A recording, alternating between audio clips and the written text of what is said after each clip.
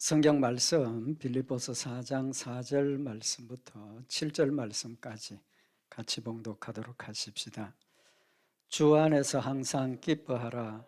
내가 다시 말하노니 기뻐하라. 너희 관용을 모든 사람에게 알게 하라. 주께서 가까우시니라. 아무것도 염려하지 말고 오직 모든 일에 기도와 간구로 너희 구할 것을 감사함으로 하나님께 아뢰라. 그리하면 모든 지각에 뛰어난 하나님의 평강이 그리스도 예수 안에서 너희 마음과 생각을 지키시리라. 아멘. 우리 오늘 이 본문 말씀은 사도 바울이 우리 성도들의 그 신앙생활에 가장 중요한 마음의 자세를 지금 우리에게 교훈을 하는 말씀입니다. 뭐겠습니까? 기쁨이죠. 오늘 여기 말씀에 보면 사도 바울이 주 안에서 항상 기뻐하라. 내가 다시 말하노니 기뻐하라. 기쁨에 대해서 말씀을 하고 있습니다. 우리 신앙생활에 참 중요한 그 마음의 자세가 기쁨도 있지만 뭐가 있습니까? 우리 대표적으로 이야기할 수 있는 게 사랑이죠. 그죠? 사랑, 기쁨, 또 뭐가 있습니까? 은혜. 이제 그렇게 이야기를 할 수 있을 겁니다. 그 중에서도 참 이 기쁨에 대해서는 성경이 굉장히 우리에게 중요하게 강조를 하는 부분입니다. 잘 아시는 말씀이지만 예수 그리스도 안에서 우리를 향하신 하나님의 뜻 세 가지 말씀을 하셨죠. 뭡니까? 항상 기뻐하라. 그 다음에 쉬지 말고 기도하라. 범사에 감사하라. 이 세 가지 우리가 잘 아는 말씀입니다. 그 말씀을 이는 그리스도 예수 안에서 너희를 향하신 하나님의 뜻이니라.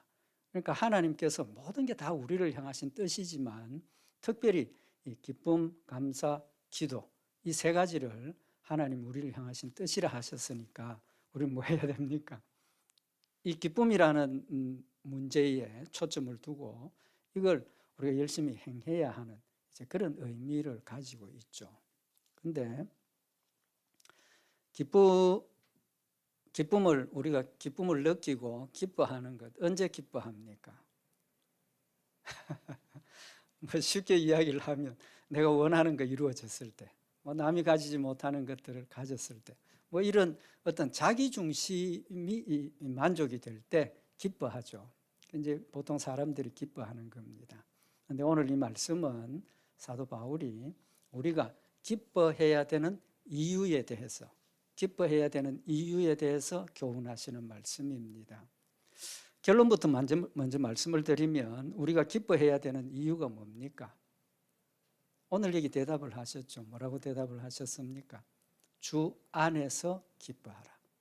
좀 전에 말씀드린 내 중심의 기쁨은 세상 것들입니다. 세상의 것들이 만족되고 이루어지고 이럴 때 우리가 기뻐하는데 그것보다는 더 중요한, 물론 그것도 하나님 주신 은혜니까 감사해야 되지만 그것보다 더 중요한 것은 주 안에서 기뻐하라는 말씀을 하고 있는 겁니다. 그래서 오늘은 주 안에서 기뻐하라고 하신 이 말씀의 의미를 우리가 생각을 하려고 합니다. 주 안에서 기뻐하는 것. 이 주 안에는 하나님하고 내가 하나가 되었고 우리가 예수 믿었으니까 어떻게 됐습니까? 주 안에 들어갔습니다. 주님이 내 안에 계시고 나도 주님 안에 계시고 하나가 된 거죠. 그러면 주 안에서 기뻐하라 그랬으니까 예수 믿고 뭐 해야 됩니까? 항상 기뻐해야 되는데 항상 기뻐합니까? 아니죠. 아닙니다. 아직까지도 그 기쁨이 조건적인 기쁨이고 또 중요한 것은 이 하나님 주신 기쁨이 우리에게 어떻게 역사하시느냐 이제 그런 것들 우리가 참고를 해야 될 부분이라고 생각을 합니다.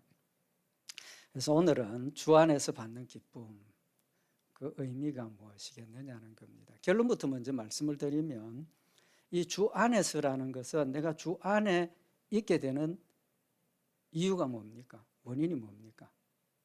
믿음이죠. 그죠? 믿음 때문에 내가 주 안에 있게 되고 믿음 때문에 주님이 내 안에 계시는 겁니다. 예수 그리스도가 나의 구주가 되시고 하나님께서 나를 대신해서 예수 그리스도를 이 땅에 죽으시기 위해서 이 땅에 인간으로 보내셔서 죽으시고 부활하셨기 때문에 예수를 믿는 이 믿음 때문에 우리가 구원받은 거죠. 또 주 안에 있게 되는 겁니다.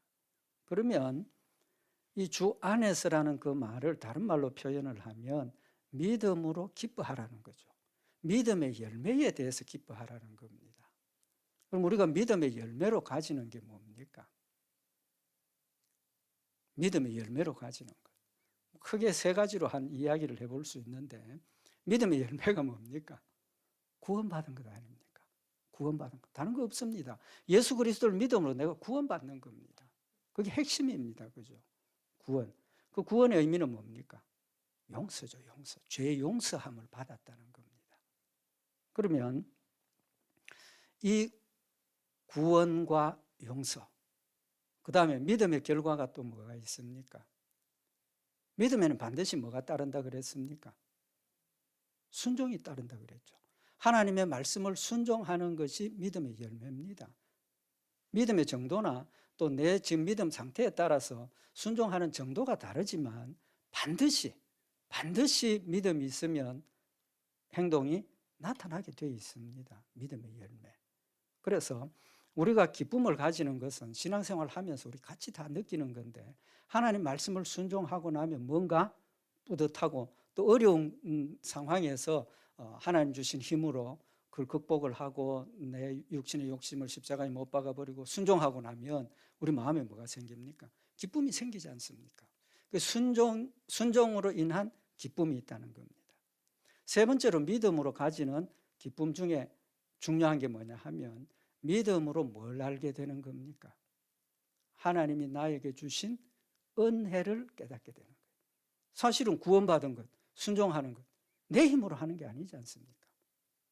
온전히 하나님께서 나에게 주신 은혜로 선물로 받은 겁니다. 그러니까 이 믿음의 결과가 구원, 순종, 은혜. 세 가지가 핵심이라는 겁니다. 그러면 이 구원의 기쁨, 오늘은 구원의 기쁨에 대한 말씀을 상고를 하려고 합니다. 구원의 즐거움이 있습니까? 구원의 즐거움이 있습니까? 예, 있어야 되죠.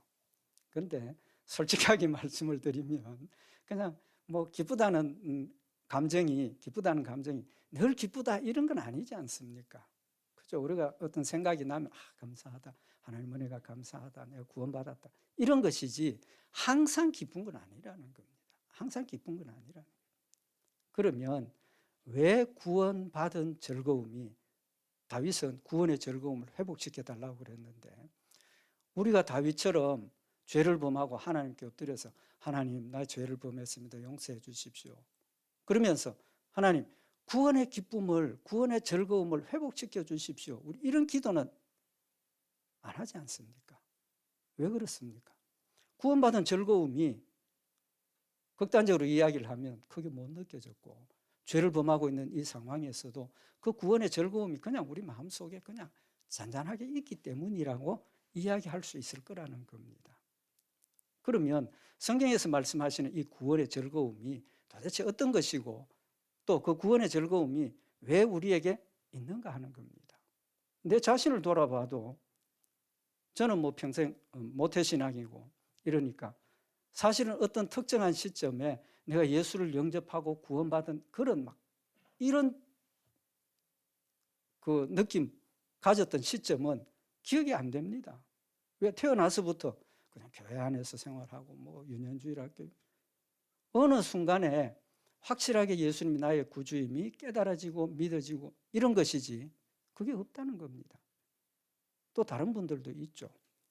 이렇게 살면서 나이가 들고 뭐 지각이 있고 이런 때까지 예수를 모르고 살고 있다가 전도를 받고 복음을 듣고 내 마음속에 예수님 정말 살아계시는구나. 내가 죄인이구나. 깨달아지면서 예수 그리스도를 믿는 믿음을 고백하신 분들은 그날이 그 마음속에 그 기쁨이 그 감사가 새겨져 있기 때문에 생일보다도 더 정확하게 분명하게 나 그때 이렇게 하나님의 은혜를 받고 내가 예수 믿어서 기억하시는 분들도 있다는 거죠. 뭐 어느 쪽이냐는 겁니다. 둘 다 괜찮습니다. 둘 다 괜찮습니다. 근데 중요한 것은 저보다는 중간에 예수 믿으면서 예수 믿는 시점을 기억하고 계시는 분들이 솔직하게 말씀드리면 나보다는 구원의 즐거움을 더, 구원의 기쁨을 더 체험하신 분이라고 이야기할 수 있지 않겠습니까? 그럼 우리가 신앙생활 하면서 항상 구원의 기쁨을 가지라 그랬으니까 그런 분들이 저보다는 더 훌륭하고 좋을 수도 있다는 겁니다. 그러면 왜 구원의 즐거움이 우리에게 큰 기쁨이 돼야 되는데, 항상 즐거워함이 돼야 되는데 왜 안 되고 있느냐는 겁니다. 제가 생각할 때는 구원받은 이 기쁨이, 구원에 대한 내용이 좀 우리 피상적이라는 거죠. 논리적이고 교리적으로 가르침을 받아서 그냥 그렇게 알고 믿어진 어떤 그런 부분들이 더 크다는 겁니다. 좀 더 우리가 실제적인 구원의 열매와 구원받은 결과에 대해서 생각을 하고 그게 내 마음속에 자리 잡으면 좀 기쁨이 달라지지 않겠느냐, 그런 생각을 해봅니다. 그렇다면 구원받았다는 것을 어떤 식으로 표현을 할 수 있겠습니까? 구원받았다는 것 표현을 하면 구원은 영생을 얻었습니다. 그죠? 그럼 구원받지 못한 사람은 뭐라고 그럽니까? 우리는 생명을 얻었고 그들은 사망, 생명과 사망을 이야기를 합니다. 또 한 가지는 어떻게 표현을 합니까? 옛날에 전도할 때 뭐 전도했답니까? 예수천당, 예수천당. 핵심이지 않습니까? 예수 믿고 우리는 천국 갑니다. 천국 갑니다. 예수 믿지 않는 사람은 어디 갑니까? 지옥 갑니다. 천국에 대해서 우리가 구체적인 생각을 가지고 있고 내가 정말 천국에 들어갔다라는 것을 한번 상상을 해보면 우리 마음에 저절로 기쁨이 생길 것 같아요. 안 생기면 이상하다고 생각을 합니다.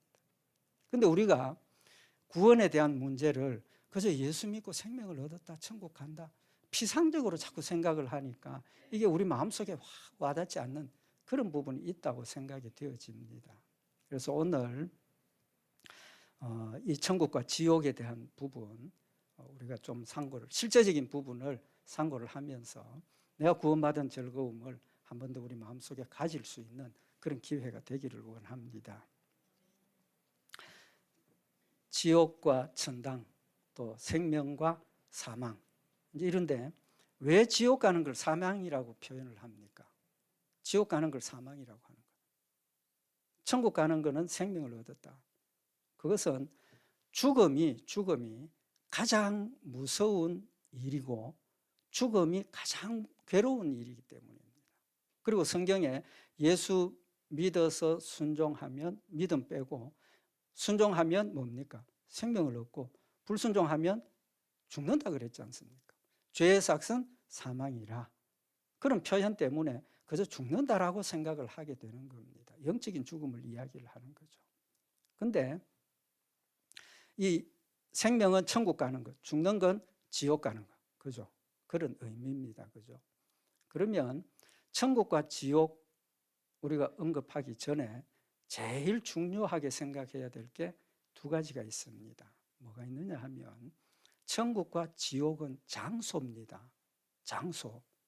확실하게 이걸 마음에 새기셔야 됩니다. 천국과 지옥은 장소입니다. 오늘 우리 어떻게 교동문 순서가 잘 맞아서 그랬는지 모르지만 우리 교동문에 뭐라고 그랬습니까? 예수님께서 천국 가시면서 뭐라고 그러셨습니까? 내가 너희 있을 곳을 예비하러 간다. 장소입니다. 장소. 그 다음에 내가 너희가 있을 곳이 준비되면 내가 너희를 데려와서 그곳으로 가겠다. 천국은 장소입니다. 왜 이 말씀을 강조를 드리느냐 하면 천국이 장소적인 개념을 제외해버리고 우리 마음에 평안이 있고 기쁨이 있고 두려움이 없고 그러면 그걸 뭐라고 그럽니까? 내 마음의 천국이다. 내 마음의 천국이다. 그냥 그렇게 해버린다고요. 그건 맞지 않습니다. 천국의 핵심은 가면 마음에 평안이 있고 기쁨이 있고 즐거움이 있고 고통이 없고 하나님과 사는 영원한 축복된 장소지만 거기 장소를 이야기를 하시는 것이지 마음의 평안을 이야기하는 것 절대로 아닙니다. 장소입니다. 지옥도 장소입니다. 지옥도 장소입니다. 만약에 우리가 지금 생각하고 있는 것처럼 지옥은 죽음, 지옥 갔는데 죽어버리면 의미가 있습니까? 없습니까? 지옥의 의미가 있습니까? 없습니까? 없지 않습니까? 없어요. 왜? 지옥은 죄에 대한 형벌로 하나님께서 주시는 형벌인데 가서 죽어버리면 그 고통이 없다는 거예요. 성경은 분명히 천국과 지옥은 장소를 이야기를 하고 있습니다. 그 다음에 지옥을 사망이라 그랬는데 사망이면 끝이죠. 천국 가는 걸 뭐라고 표현을 합니까? 영생, 영생이라고 우리가 표현을 하지 않습니까? 그러면 천국은 영생이고 지옥은 죽음, 끝. 그것 잘못된 겁니다. 잘못된 겁니다. 지옥도 영생입니다. 지옥도 영생. 지옥에 대해서 지금 말씀을 드리겠습니다. 지옥이 어떤 곳입니까? 불구덩이입니다. 불구덩이. 계시록 19장 20절에 보면 짐승이 잡히고 그 앞에서 이적을 행하던 거짓 선지자도 함께 잡혔으니 이는 짐승의 표를 받고 그의 우상에게 경배하던 자들을 이적으로 미혹하던 자라. 이들이 산채로 유황불 붙는 못에 던지우고. 지옥은 유황불, 불못입니다. 그러면서 또 저희를 미혹하는 마귀가 불과 유황못에 던지우니 불과 유황못에 던지우니 거기는 그 짐승과 그 거짓 선지자도 있어 세세토록 밤낮 괴로움을 받으리라. 천국은 불구덩이입니다. 불의 특징이 뭡니까? 타면 재가 되고 없어지는 겁니다. 그런데 지옥 불은 뭐라고 그랬습니까? 세세토록 밤낮 괴로움을 받는다. 꺼지지 않는 불입니다. 타지 않는 불입니다.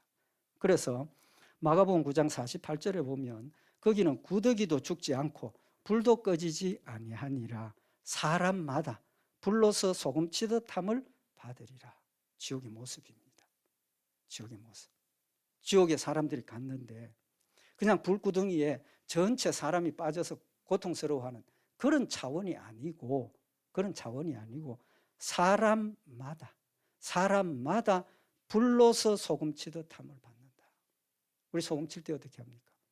그 음식에 타겟을 만들어가지고 필요한 곳에 소금을 치지 아무데나 흩어버리지 않습니다. 하나님께서 불로 고통을 주시는데 한 사람 한 사람마다 불에 데워본 경험이 있으시죠? 불에 데워본 경험이 있으실 겁니다. 죽지도 않고. 그런 고통이 나한테 있는 그곳이 지옥이라는 겁니다. 지옥의 고통이 느껴지십니까?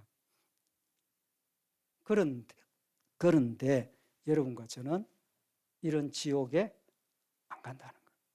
죽음에서 생명으로 옮겨졌으니까 우리 마음속에 기쁨이 있어야 됩니까? 없어야 됩니까?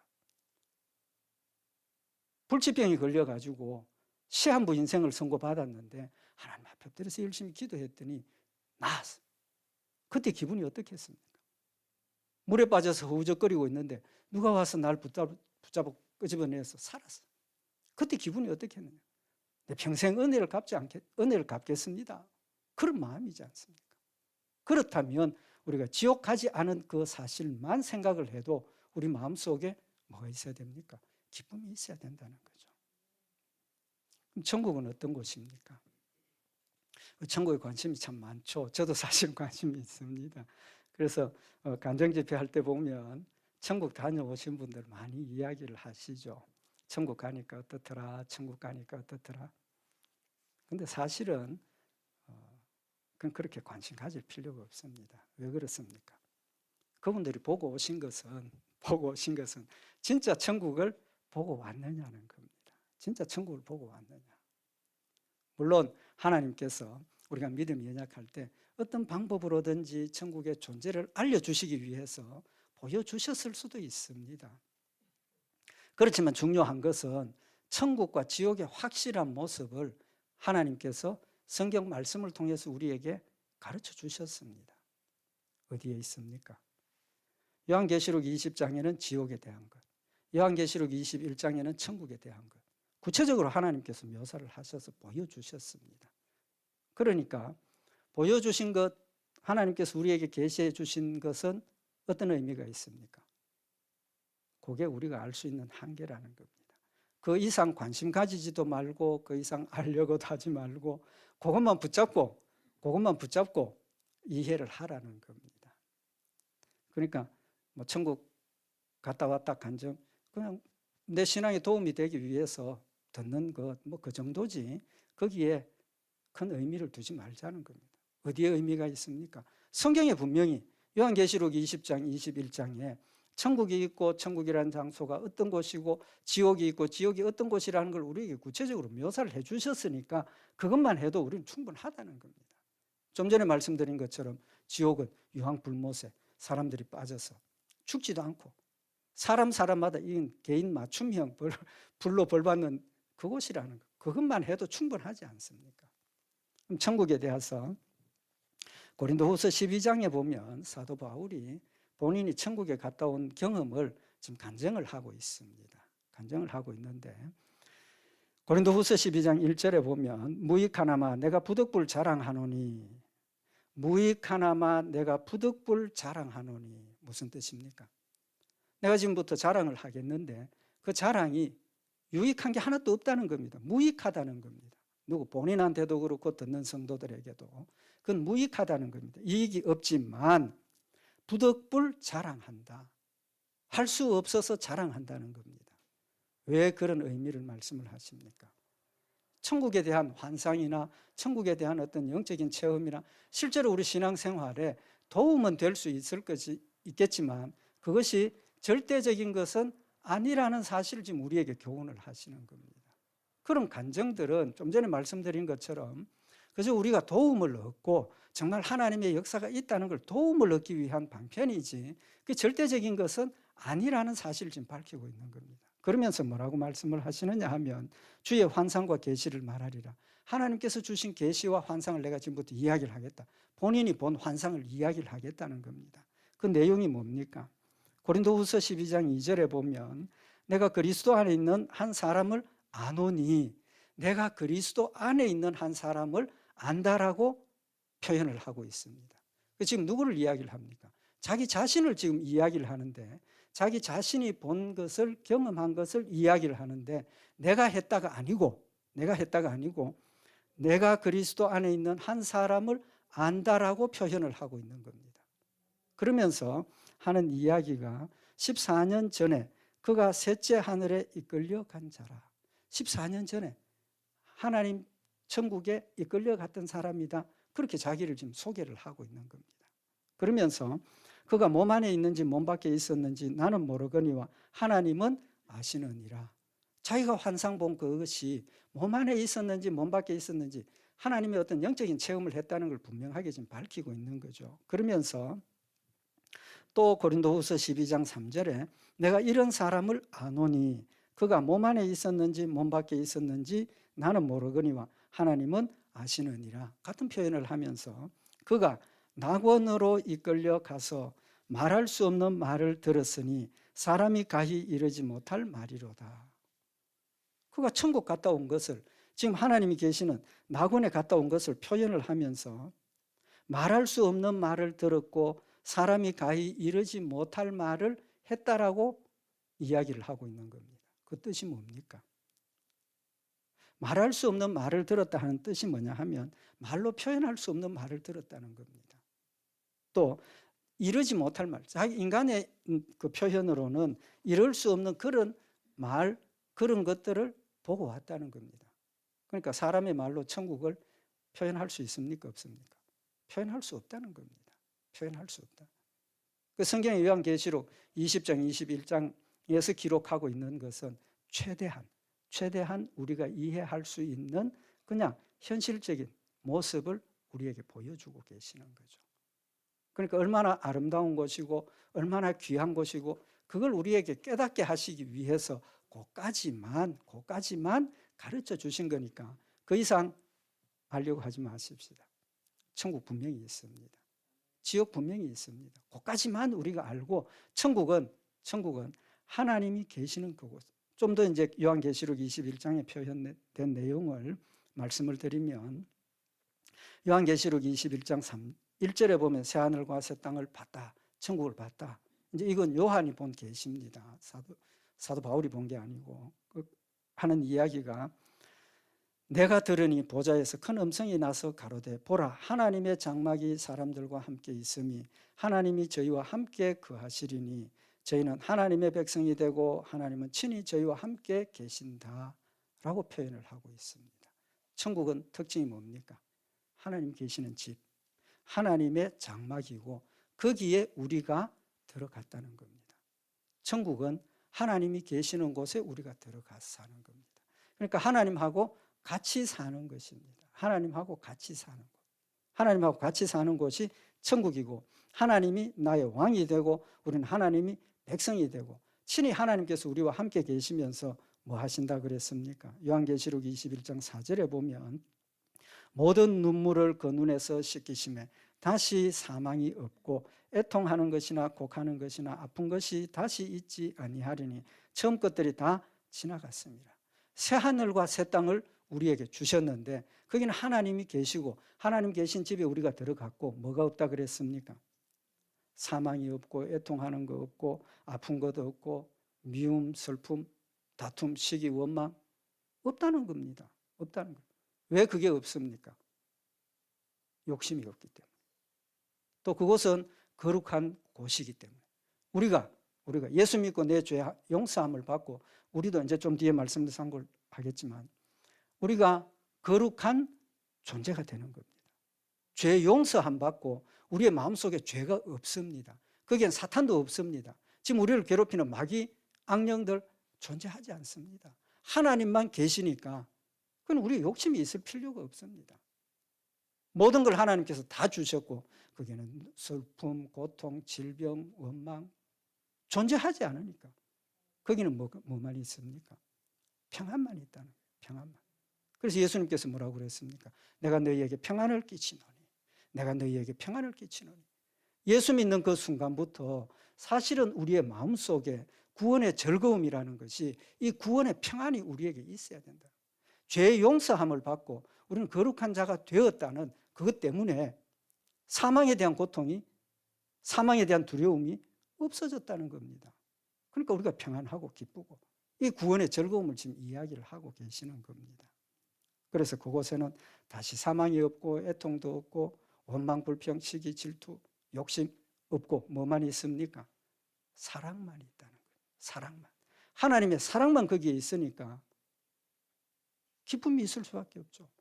모든 게 다 사랑으로 되어지니까.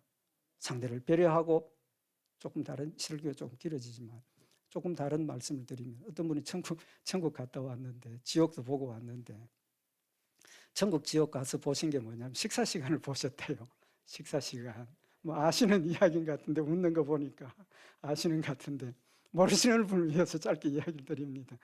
천국 지옥에 똑같이 굉장히 아름다운 상이 차려져 있어서 식사를 하는데, 천국에 있는 분들은 편안하게 즐거움으로 기쁨으로 식사를 하고 감사하고 있는데, 지옥에 있는 사람들은 그걸 하나도 못 먹더래요.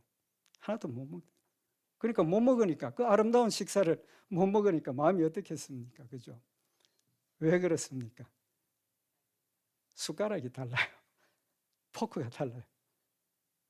지금 이 땅에서 쓰는 거하고 천국에 있는 거나 지옥에 있는 거나 숟가락, 포크가 다 똑같은데 우리 땅에 쓰는 거하고 다르더라는 겁니다.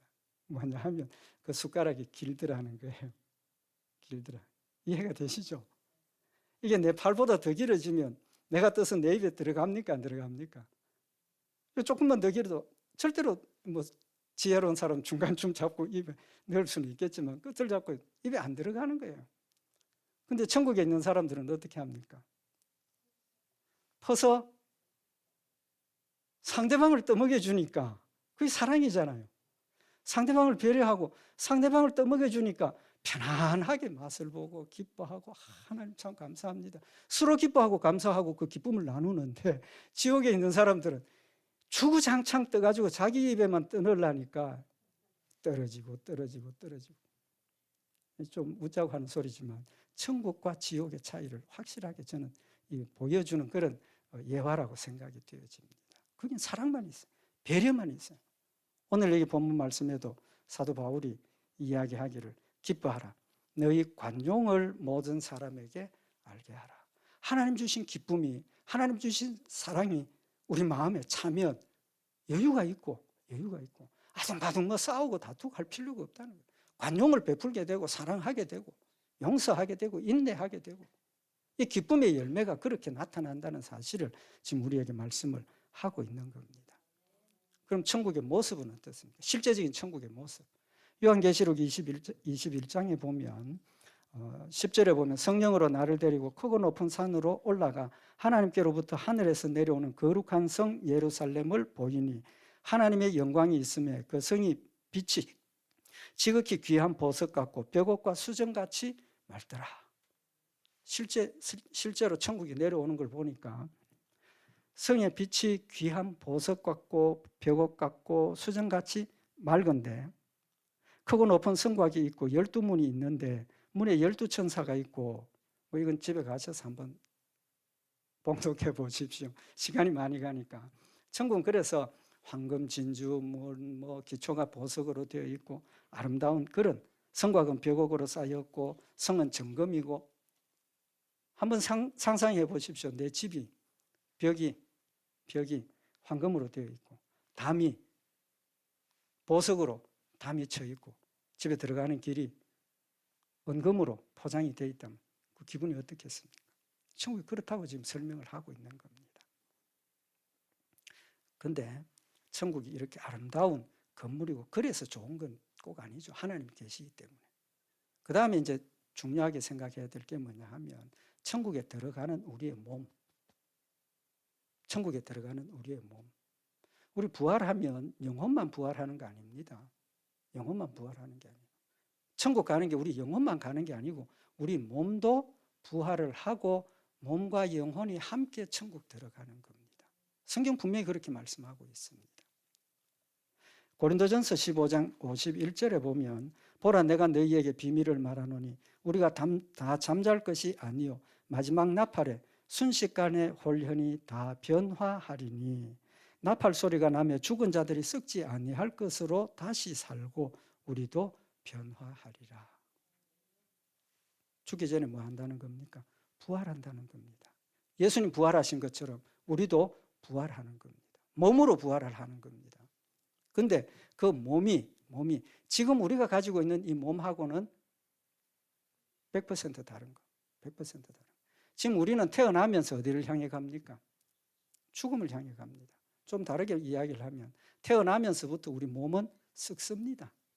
좀 표현이 좀 죄송하지만 썩습니다. 왜 우리 피부도 각질이 벗어지고 뭐 이런 게 다 죽은 세포가 지금 벗어지는 거 아닙니까? 우리는 태어나면서부터 죽는 존재라는 겁니다. 왜? 하나님께서 흙으로 우리를 만들었기 때문에 흙으로 돌아가게 되어 있어요. 죽으면 썩어서 없어지는 거예요. 육체는. 그러나 부활한 몸은 뭐라고 그랬습니까? 다 순식간에 홀연히 변화하리니 나팔 소리가 나며 죽은 자들이 썩지 아니할 것으로 다시 살고. 천국 가서의 우리 몸은 썩지 않는 몸입니다. 뭐 각질 떨어지고 뭐 그런 게 아니라 영원토록 존재하고 영원토록 건강하고 영원토록 아름다운 그런 모습으로 천국에서 살 수 있다라는 사실을 말씀을 하고 있는 겁니다. 그 변화의 몸을 더 정확하게 표현을 하고 있는데 빌립보서 3장 21절에 보면 그가 만물을 자기에게 복종케 하실 수 있는 자의 역사로 우리의 낮은 몸을 자기 영광의 몸의 형체와 같이 변케 하시리라. 썩지 않는 우리의 몸은 그의 영광의 몸의 형체와 같이 변한다. 그는 누굽니까? 하나님. 하나님의 영광스러운 본체의 모습으로 우리도 똑같은 영광을 가진 그런 모습으로 변한다라고 말씀을 하고 있습니다. 내 죽어 썩어 없어질 이 몸은 없어지고 하나님께서 나에게 새로운 몸을 주시는데 영광스러운 몸으로 변화되게 하셔서 천국 데려가신다라고 말씀을 하고 있는 겁니다. 내 몸이 하나님의 영광스러운 본체와 같은 그런 몸으로 바뀌어진다는 것은 내 존재가 어떤 존재가 됩니까? 영광스러운 존재가 되는 겁니다. 영광스러운 존재가 돼요. 하나님과 동격인 영광의 본체는 아니지만 하나님께서 나의 죄를 씻어주시고 깨끗게 하셨기 때문에 거룩한 백성이 되어서 우리도 하나님과 같은 조심해서 들으십시오. 같다는 뜻. 하나님과 같은 영광스러운 존재로 우리가 부활해서 천국 간다는 겁니다. 썩지 않는 몸이라 그랬어요. 그래서 빌립보서 3장 21절에 보면 그가 만물을 자기에게 복종케 하실 수 있는 자의 역사로 우리의 낮은 몸을 자기 영광의 몸의 형체와 같이 변케 하시리라. 하나님의 영광의 몸과 같이 우리 몸이 변화되어서 영광스러운 그런 모습으로 천국 간다라고 말씀을 하고 있는 겁니다. 그래서 로마서 8장 30절에 보면 또 미리 정하신 그들을 또한 부르시고 부르신 그들을 또한 의롭다 하시고 의롭다 하신 그들을 또한 영화롭게 하셨느니라. 영광스러운 몸의 형체로 바꿔주셨다는 것은 나에게도 뭘 주셨습니까? 영광을 주셨다는 겁니다. 영광을 주셨어요. 지금 이 땅에서는 우리의 죄인된 모습을 가지고 하나님을 영화롭게 하지만 천국 가면 나도 영광스러운 존재가 되어서 하나님을 영화롭게 하는 그런 상황이 되어진다라고 분명히 말씀을 하고 계시는 겁니다. 그래서 데살로니가후서 2장 14절에 보면 이를 위하여 우리 복음으로 너희를 부르사 우리 주 예수 그리스도의 영광을 얻게 하려 하심이니라. 우리를 예수 믿게 하신 것은 예수 그리스도의 영광을 내가 뭐 하도록? 얻도록 하셨다는 겁니다. 우리도 하나님께서 예수 그리스도에게 주신 영광을 그 영광을 나도 받았다는 것을 말씀을 하고 있는 겁니다. 요한복음 17장 22절에 보면 예수님께서 내게 주신 영광을 내가 저희에게 주었사오니 우리가 하나 된 것 같이 저희도 하나가 되게 하려 함이니이다. 예수님 분명히 말씀을 하셨습니다. 예수님 부활하시고 난 뒤에 하나님께서 하나님의 영광을 예수님에게 주셨고 예수님에게 주신 그 영광을 누구에게 주셨다 했습니까? 그 영광을 저희에게 주었다. 저희가 누굽니까? 믿는 성도들, 택한 백성들. 우리 영광스러운 존재가 된 겁니다. 그 하나만 해도 우리의 마음이 어떻습니까? 이 모습이 아니고 좋은 금으로 만든 옷 입었다고 한번 상상해 보십시오. 비교도 안 되지만 얼마나 기쁘고 감사한 그런 상황이 아니겠습니까? 그래서 로마서 8장 18절에 보면 생각건대 현재의 고난은 장차 우리에게 나타날 영광과 좋게 비교할 수 없도다. 우리가 지금 이 땅에서 당하고 있는 고난, 고통, 예수 믿기 위해서 내 자신의 육신의 욕심을 버려야 하는 그런 힘듦이 앞으로 천국 가서 받을 그 영광과 비교하면 비교가 안 된다는 거죠. 비교가 안 된다는 겁니다. 그러니까 이 땅에서의 자기 십자가를 지고 자기의 모든 것을 부정을 하고 주님 따라가는 그 길이 인간적으로는 힘들지만 하늘에서 받을 그런 영광을 기억을 하면 이 땅의 것은 쉽게 기쁨으로 버릴 수 있다라는 사실을 지금 우리에게 교훈을 하고 있는 겁니다. 우리 성도들의 본질을 뭐라고 표현을 해야 되겠습니까? 로마서 2장 7절에 보면 참고 선을 행하여 영광과 존귀와 썩지 아니함을 구하는 자에게는 영생으로 하시고, 우리 성도들의 모습을 지금 정확하게 표현을 하고 있습니다. 우리 성도들의 모습이 어째야 됩니까? 영광과 존귀와 썩지 아니함을 구하는 자들. 우리는 하늘나라에 산 소망을 가졌다라고 이야기를 하는데 그냥 천국에 산 소망, 그렇게 피상적인 표현 말고 그 천국에 산 소망이 뭐냐는 겁니다. 영광, 존귀, 썩지 아니함. 이것을 우리가 마음속에 산 소망으로 가지면 이 땅에서 주를 위해서 우리가 수고하고 애쓰는 것 얼마든지 기쁨으로 할 수 있다는 사실을 지금 우리에게 교훈을 하고 있는 겁니다. 천국 들어갈 때 영광스러운 존재가 되어야 하는 이유가 있습니다. 그 이유가 뭡니까? 잘 아시겠지만 지금 우리가 이런 몸을 가지고 예수님 대면하면 어떻게 됩니까? 죽습니다. 대면할 수가 없어요. 그래서 구약시대 이스라엘 백성들은 하나님을 내가 만나면 죽는다는 거 뼛속 깊이 지금 기억을 하고 있는 겁니다.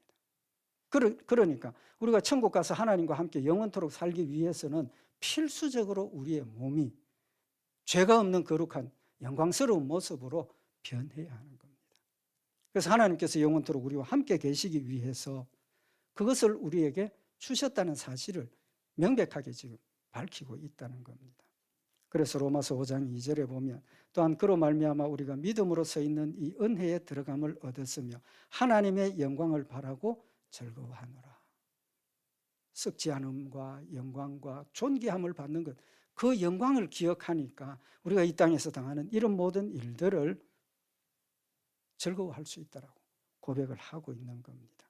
그래서 로마서 5장 3절에 보면 다만 이뿐 아니라 우리가 환난 중에도 즐거워하나니 이는 환난은 인내를, 인내는 연단을, 연단은 소망을 이루는 줄 알미라. 소망이 뭡니까? 내가 거룩한 영적인 존재가 되어서 하나님의 거룩한 모습으로 천국 가서 하나님과 산다는 그 소망, 그 소망이 있으니까 환난도 기쁨이 되고 극복하고 인내하게 되고 승리하게 된다는 사실을 우리에게 교훈을 하고 있습니다. 시간이 많이 갔지만 한 가지만 더 말씀을 드립니다. 이 놀라운 축복과 은혜를 우리 무슨 노력으로 받았습니까? 우리의 결정으로 받았습니까? 내가 하나님을 선택했기 때문에 받았습니까? 아니지 않습니까? 하나님께서 창세 전에 나를 먼저 택하여 주셨고 나를 사랑해서 이 은혜를 주셨기 때문에 받는 겁니다. 값없이 받은 겁니다. 은혜입니다. 하나님의 은혜를 우리가 생각을 하면 이 모든 것 위에 근본적인 원인이 그 은혜와 사랑을 생각을 하면 우리의 마음속에 기쁨이 넘쳐야 돼요. 우리 마음속에 기쁨이 넘쳐야 되고 우리 마음속에 늘 이 구원의 즐거움이 충만해질 수 있도록 다윗처럼 기도하는 그런 자세가 필요하다는 겁니다. 왜? 구원의 즐거움이 내 마음속에 확실해야 진정한 기쁨이 있고 그 구원의 즐거움 때문에 승리할 수 있기 때문이라는 겁니다. 구원의 즐거움이 우리 마음속에 새겨질 때 여호와께서 내게 주신 모든 은혜를 무엇으로 보답할꼬? 이런 고백이 저절로 나오게 된다는 겁니다. 우리 오늘 이 말씀 다시 한번 마음에 새기고 하나님께서 주신 이 천국을 다시 한번 마음에 새겨서 실제적인 천국의 모습을 우리 마음에 담아서 우리 항상 주 안에서 기뻐하고 감사하고 믿음으로 승리하는 복된 역사들 있기를 바랍니다. 기도드리십시다. 사랑의 하나님 아버지, 영원한 지옥 형벌에서 고통을 당할 수밖에 없었던 저희들을 하나님 사랑하셔서 천국의 산 소망을 저희들에게 더하여 주시고 하늘나라의 산 소망이 우리 속에 기쁨이 되게 하시고 감사가 되게 하심을 감사를 드립니다. 하나님 주신 이 놀라운 천국의 소망이 하나님을 영화롭게 하며 주의 뜻을 아름답게 이루어드리는 복된 열매들이 되게 하셔서 어리석고 연약하지만 저희들을 통해서 하나님 놀라운 영광 받으시고 하나님 나라가 확장되는 복된 열매 되도록 인도하여 주시옵소서. 우리 주 예수 그리스도의 이름으로 기도드리옵나이다. 아멘.